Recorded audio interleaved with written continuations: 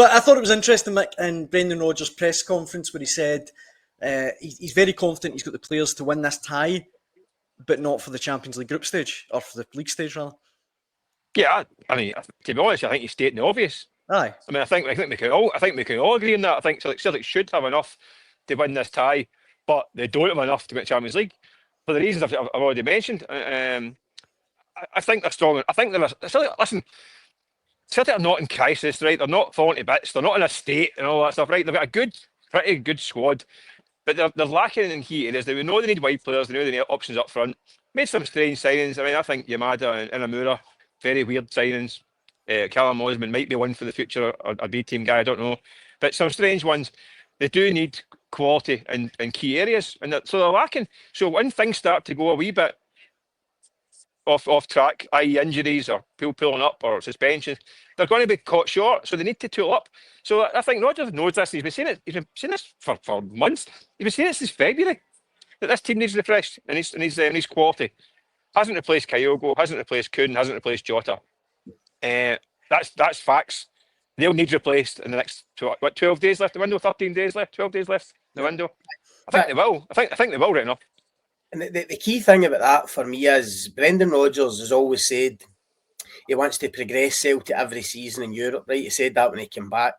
And last season felt like he'd taken a step, in that progression. He got his way in terms of getting Engels and Trusty and Eden, people like that. And he would argue, he was proved right because they had that relative success in the Champions League, and obviously they came close against Bayern Munich. So he'll be thinking, right, we need to get better again. The thing about that is, though, I'm not saying that they didn't get an easy draw last year in the Champions League, but it was fairly kind to them in terms of Bratislava, for instance, coming to Celtic Park. And that's not taking anything away for the good results they did get in the group phase. But the way this competition's set up now, the draw could be a nightmare for them this season. Yeah. I mean, you look at some of the draws clubs got last year. Leipzig was a work out for me last year. Leipzig had a horror draw, didn't they? PSG, Villa, Liverpool. I mean, it was incredible. So, as I say, the way this tournament's set up now, you can literally get anybody. It could be as tough, or as easy. You just don't know what you're going to get. And I think it'll be in the back of Rodgers' mind.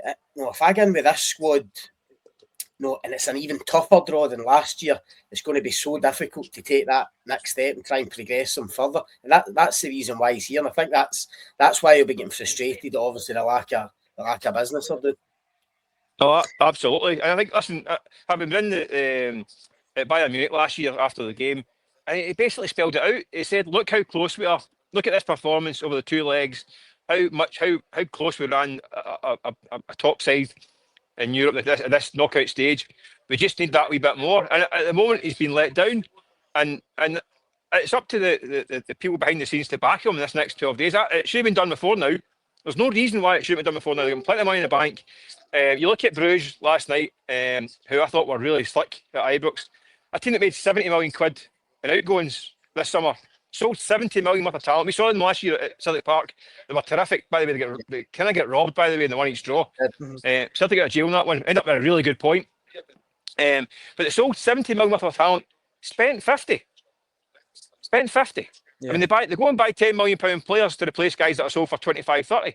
Yeah, exactly. And I don't understand why Celtic can't be looking at that and saying, well, they're no bigger than Celtic or Rangers. I mean, Rangers are at the beginning of their new kind of their new setup, so they should be also looking at that and saying that's where we need to get to.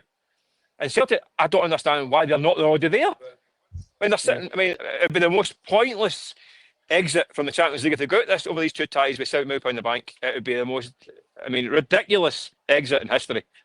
Really would be. I mean, but literally entering the British Grand Prix, you've got a Ferrari in the garage and you jump in a Ford Fiesta. What is the point? What is the point?